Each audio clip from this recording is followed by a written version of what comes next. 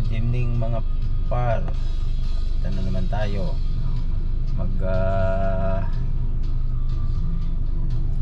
Papadala naman na tayo ng ating kinita dito sa ibang bansa para sa ating family. Ganito lang talagang buhay natin bilang isang OFW. Kaya tayo nandito para sa family natin. That's fine lang. Para rin naman sa ating pamilya to. So let's go. Punta na tayo sa padalahan. Samahan nyo naman ako sa ngayon.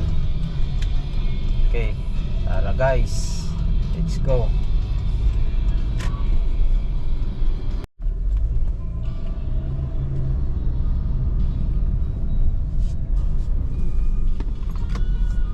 Okay boss, mga parmas, dito na tayo sa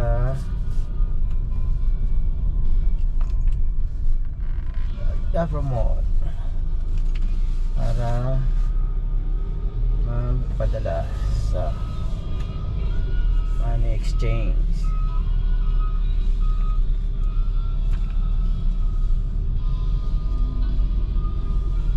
Hanap tayo muna ng mapaparkingan dito sa ilalim, doon sa loob.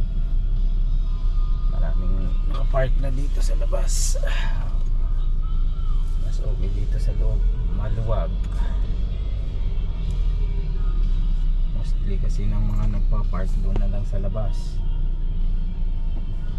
Pero dito pwede ka naman makapamili sa parking na malapit sa entrance dahil sa maluwag yung parking dito.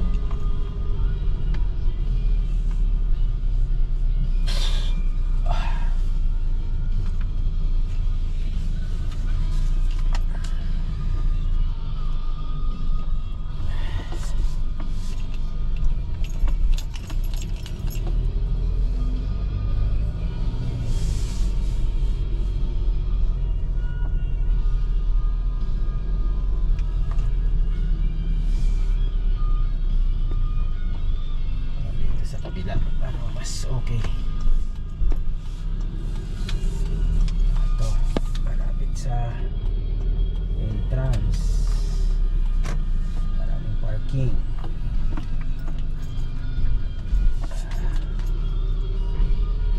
Okay.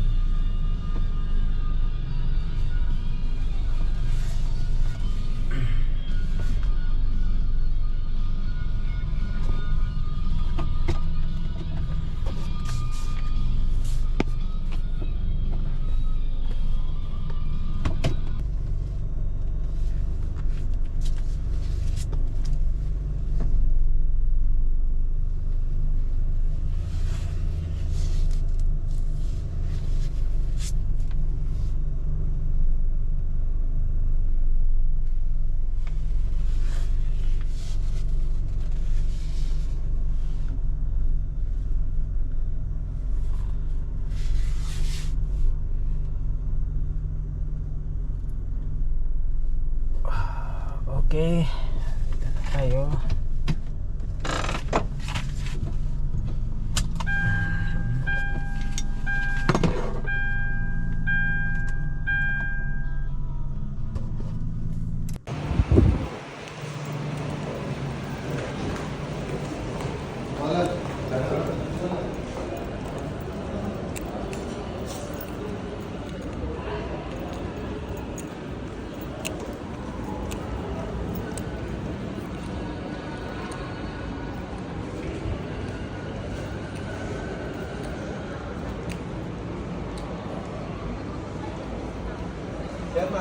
Oy! Magandang gabi.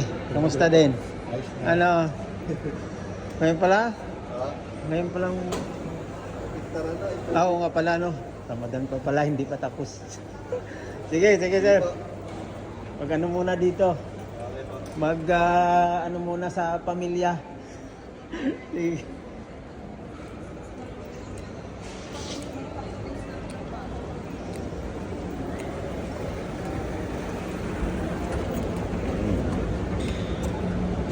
pa si Mikey.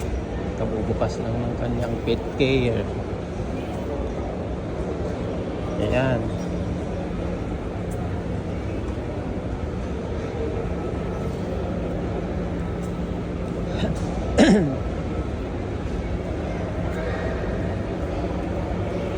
Dito tayo. Wala tayo muna ng cash. And then pasok sa grocery saglit. Hi!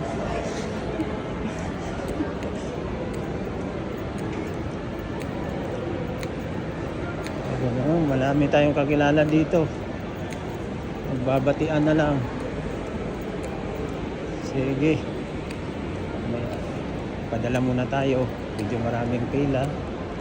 Pero siguro ay priority naman yan. Yan, tapos na yan. Okay.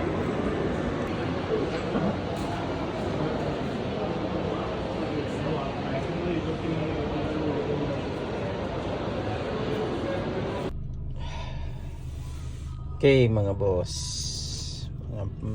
tapos na tayo, nakapagpadala na tayo. So we'll proceed na. Daan muna tayo sa industrial area para may titingnan lang makadali. Okay, let's go.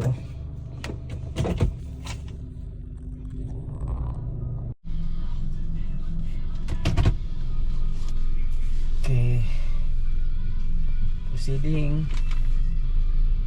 Bili na tayo ng ating gustong bilhin. So, going home na tayo, going home.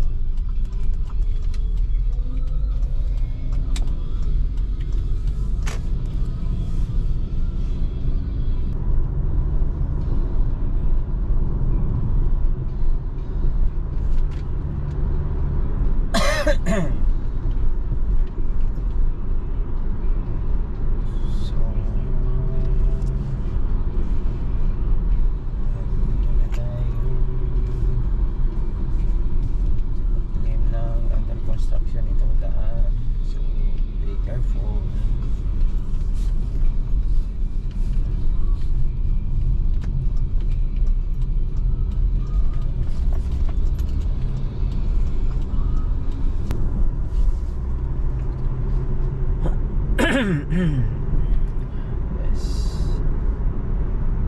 itong area is a residential area, so we have a speed limit here of 60.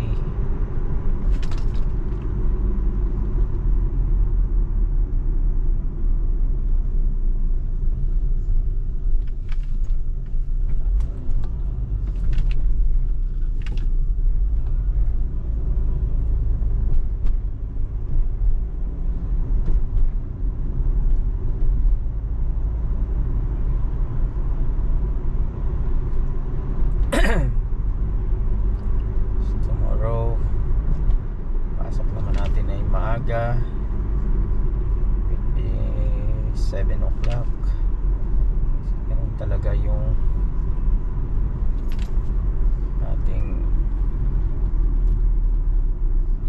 routine araw-araw dito.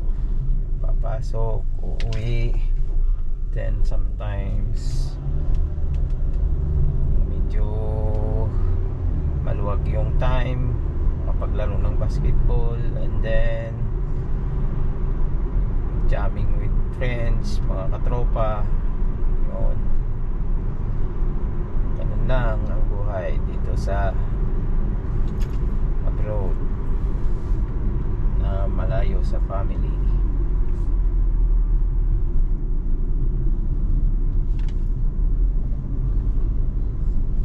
Ito din, ginagawa din yung kalsada dito. So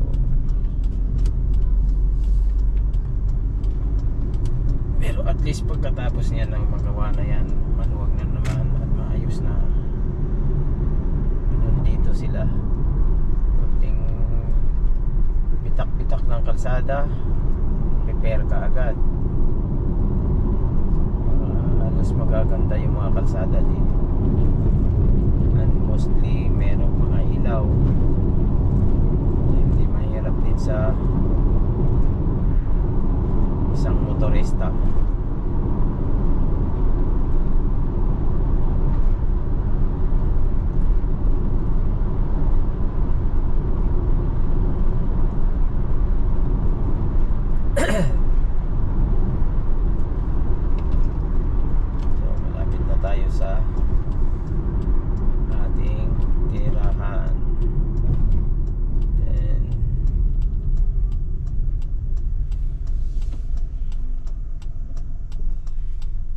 priority is the one who is in the road.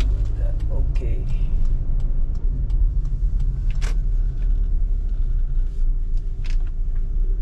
Give way. Kasi dito pagka meron kang accident, dito yung mga pulis ay titingnan lang yung from where you are, kung saan ka nanggaling, and then yung opposite side na kung saan din nanggaling, then no more question, no more blah blah blah blah. Automatically alam na nila kung sino ang may kasalanan at sino yung tama.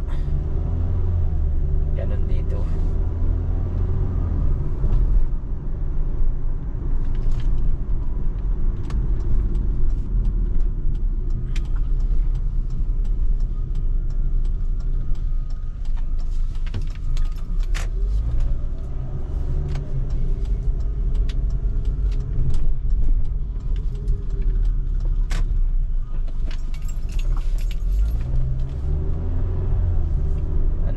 Pagka nandun ka sa Pilipinas, no, marami pang girgiran bago madesisyonan. Pero dito hindi, iba dito. Okay. So tingnan natin kung may mga naglalaro. Aba, medyo waiting yung mga player. Ayan, volleyball. Madaming tao. Hindi, ikaw konti lang. Okay, proceed.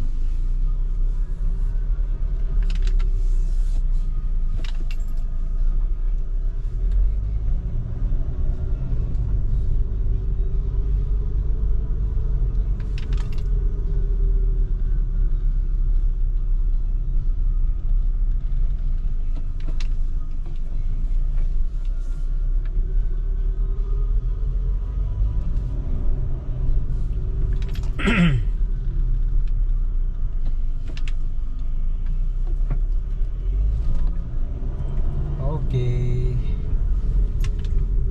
arrive. Thank you. That's all for the day. Ayan, maglalaro din yan ng volleyball. Thank you guys. Bye bye. See you.